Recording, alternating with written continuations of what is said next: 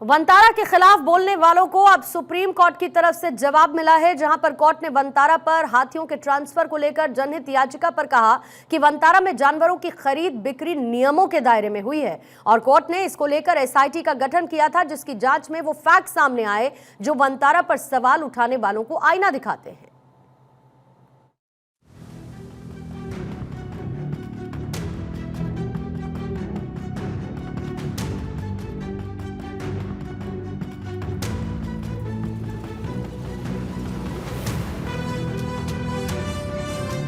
जिस वंतारा को जंगली जानवरों का सेकंड होम कहा जाता है, जिसका लक्ष्य है जानवरों का बचाव, देखभाल, रेस्क्यू केयर और रिहैबिलिटेशन, और जिसे जंगल का तारा दुनिया कहती है, उसी वंतारा को लेकर जब सवाल उठे तो एसआईटी जांच भी हुई और इसी एसआईटी रिपोर्ट में वो फैक्ट्स एंड फिगर्स सामने आए जिस पर देश की सबसे बड़ी अदालत ने भी दो टूक शब्दों में कहा है कि वंतारा में किसी तरह की गड़बड़ी नहीं पाई गई है। वंतारा पर लगाए गए सभी आरोप गलत पाए गए हैं। अंबानी परिवार के लिए वंतारा उनका कोई प्रोजेक्ट नहीं है, बल्कि वंतारा से अनंत अंबानी का दिल का रिश्ता रहा है।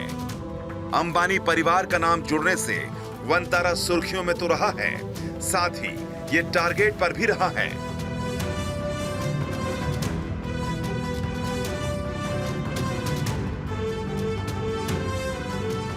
वंतारा के खिलाफ 2 रिट पिटीशन दाखिल की गई थी, जिसमें वंतारा में कथित अनियमितताओं का आरोप लगाया गया था। कोर्ट को पहले भी इस मामले में कुछ गलत नहीं मिला था, लेकिन मामला क्योंकि गंभीर था, लिहाजा कोर्ट ने 28 अगस्त को मामले की जांच के लिए एक एसआईटी का गठन किया था। एसआईटी की टीम ने अपनी जांच में भारत से लेकर फॉरेन अथॉरिटीज तक की मदद ली। रिकॉर्ड खंगाले गए, साइट पर इस टीम ने विजिट किया, एफिडेविट्स की जांच की गई, साथ ही एक्सपर्ट से भी बातचीत की। लंबी पड़ताल के बाद एसआईटी ने अपनी रिपोर्ट तैयार की और इस रिपोर्ट में जो तथ्य सामने आए, उन्होंने वंतारा पर आरोप लगाने वाले हर शख्स को मानो आईना दिखाया। रिपोर्ट के मुताबिक वंतारा में किसी तरह के कानून का उल्लंघन नहीं किया गया है। वाइल्ड लाइफ प्रोटेक्शन एक्ट 1972, जो रूल्स, सीजेडे की गाइडलाइंस समेत फेमा, पीएमएलए समेत किसी भी कानून की अनदेखी वंतारा में नहीं की गई थी।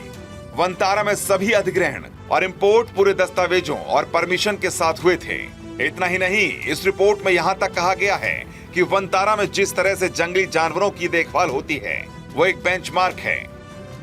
कोर्ट ने यह भी पाया कि वंतारा को लेकर इस तरह के बेबुनियाद आरोप पहले भी लगाए गए थे। ऐसे में सुप्रीम कोर्ट ने सख्त होते हुए इस बात को भी कहा है, ऐसी अटकलबाजियों वाली याचिकाओं को जारी रखना प्रक्रिया का दुरुपयोग है।